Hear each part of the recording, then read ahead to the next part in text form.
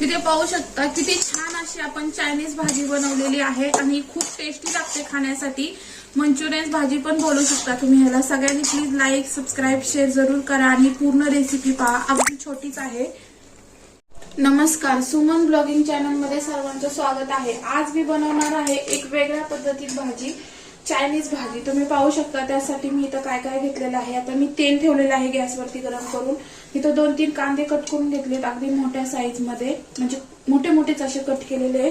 सोबतच इथं पावशेर टमाटी आणि पावशेर ढोबळी मिरची, तीही मी अशा मोठ्या साईज मध्येच कट केलेले आहे।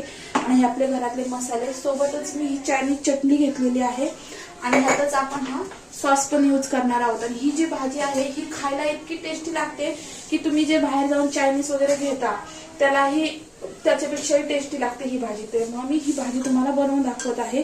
आणि ह्याच्यामध्ये तुम्ही अगदी कोबीचे मंचुरियन्स वगैरे पण बनवून टाकू शकता। आणि आता ह्या तेलावरती जिरं आणि मोहरी टाकून घेतलेलं आहे, ते छान तडकून द्यायचं आहे आपल्याला। हे पहा, आता हे तडकल्यानंतर ना हा कांदा आपल्याला थोडासा परतून घ्यायचा मोठा मोठा।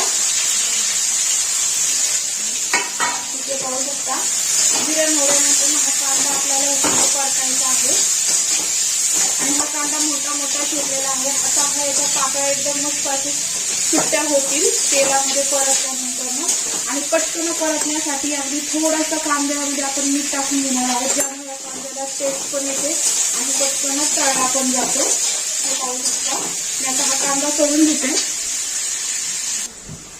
कांदा आपला छान परतून झालेला आहे, पाहू शकता। ह्याच्यापेक्षा जास्त आपल्याला परतायचं नाही, कारण चायनीज भाजीसाठी असाच कांदा परतला जातो।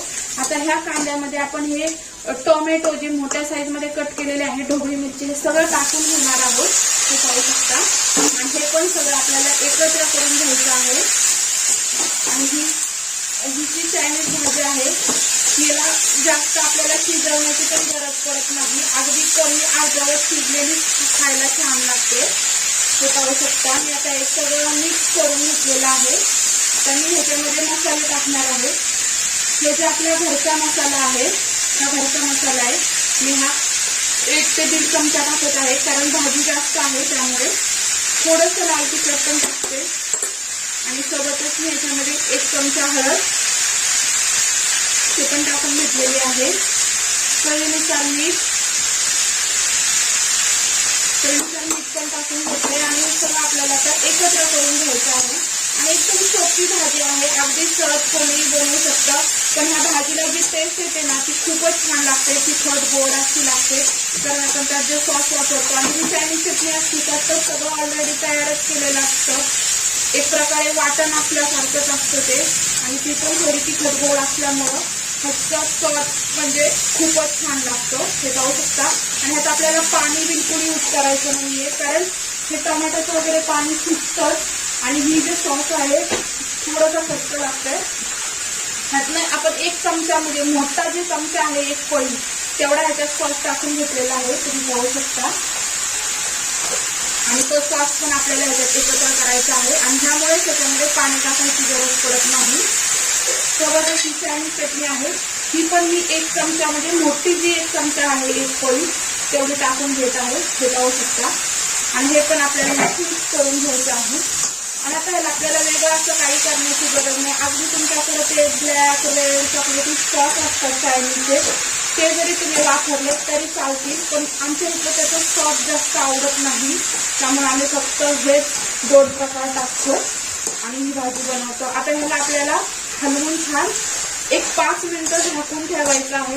फक्त थोडा गॅस आपल्याला स्लो करायचा आहे, म्हणजे ह्याला पाणी वगैरे काही टाकण्याची आता गरज नाही, पाहू शकता। आणि 5 मिनिटं झाकून ठेवल्यानंतर ही भाजी छान तयार होते।